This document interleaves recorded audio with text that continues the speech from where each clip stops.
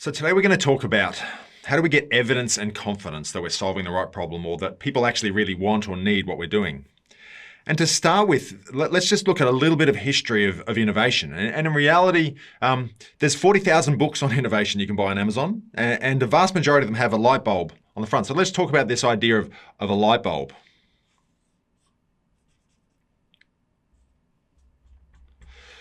So this idea is the starting point of a lot of innovation, and it has been for all time. I mean, you could argue that at some point someone had an idea for a wheel, and it just caught on. And so ideas are the genesis of innovation in most cases. But what's happened, I guess, throughout all of history is that someone had an idea, and they just turn it into a product. And that product would either be successful or unsuccessful. And this was a way that I guess innovation has been done for millennia, really.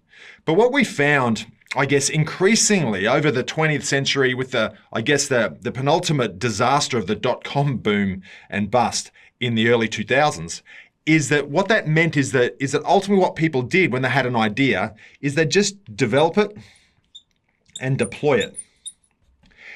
And what we'd learned about that process is that mostly these ideas would fail. In the early days when there wasn't many ideas and it was only the people who had a lot of money could actually make it work, then a lot of them were successful, but ultimately over time, the success rate got less and less.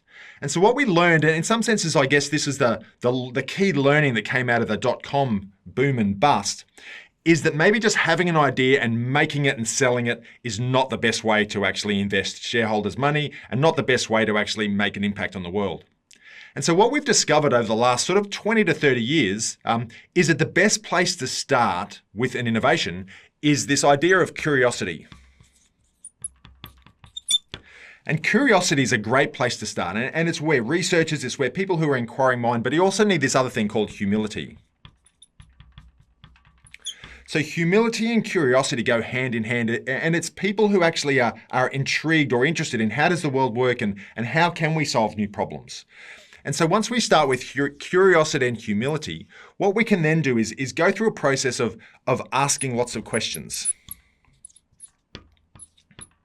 and listening to the answers and really listening. And in that process, we get insight.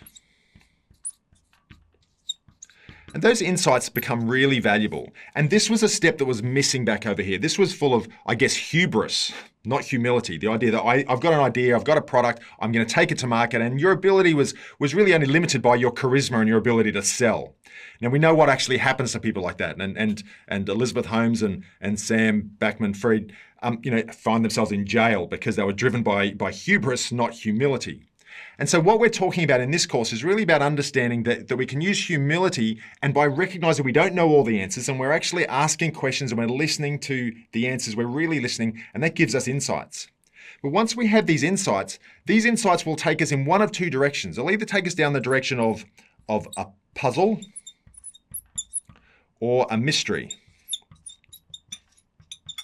So puzzles and mysteries are really different. So puzzles and mysteries are really quite different. Puzzles are sort of something that you can actually find the answer to. It's just asking the right questions, and you're effectively just building information, building data to help you understand, well, what do I have to do to make this faster, better, or cheaper? And in reality, that's where the vast majority of what we call innovation comes from. It's about solving puzzles by just working out and talking to enough people and asking lots of questions. And puzzles are really informed by what you're told. Whereas mysteries are quite different. Mysteries are like secrets. They're things that you can't actually know the answer to. You sort of got to discover it or create it as you're going on a journey. And mysteries are not dictated by what you're told, but it's actually by what you hear. And it's a really small difference, but it's actually really quite profound. And so solving mysteries really requires you to do these things called experiments. And in reality, experiments are really useful for solving puzzles as well. And this is the missing link that we had in the history of innovation. And really what it does is it brings us this idea of design and discover. So it adds these two components to the development and the deployment sort of part of the innovation cycle. And by using this discovery and designing solutions, and we do that by not only asking people and asking lots of questions and doing really good deep listening, but actually then running experiments to try and validate or invalidate, are these insights correct? And by running experiments, and experiments is when often you'll get new information that you couldn't have anticipated, that it was just unexpected.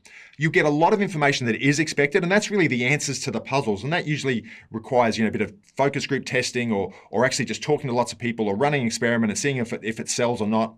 But actually solving mysteries requires running experiments and actually just really listening and observing and thinking really hard. And you could argue that the biggest breakthroughs in the world, the biggest transformational innovations, are almost always by solving mysteries. Now, you could argue that Steve Jobs, when he invented the iPhone, incredible, mystery unlocking sort of solution. No one else in the world was thinking that a telephone could actually be a personal computer that could become a life management device. But I suspect even Steve Jobs had absolutely no idea that eventually the iPhone sort of movement would work into the iWatch, and it would do an ECG on people who actually are having heart arrhythmia problems. That's a mystery. No one saw that coming. It happened because they did this experiment of creating an iWatch, and then they worked out what else it could do. And so in reality, Nokia was really busy solving the puzzles of how do we make a better phone. But what Steve Jobs did is he unlocked the mystery of what a phone connected to the internet could really do, and then adding lots of hardware and software to create these amazing transformational solutions, which is why they're one of the most valuable companies in the world. And so this next module is really around going through this process. We've talked about talking to humans, we've talked about listening, deep listening and ethnography and understanding.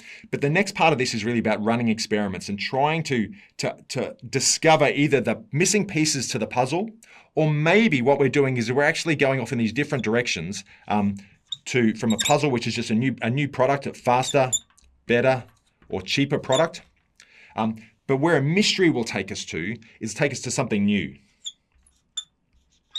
And it's this part of the innovation landscape here, which is where we get the biggest step changes in innovation. And so we're going to be focusing on both of these pathways in this course.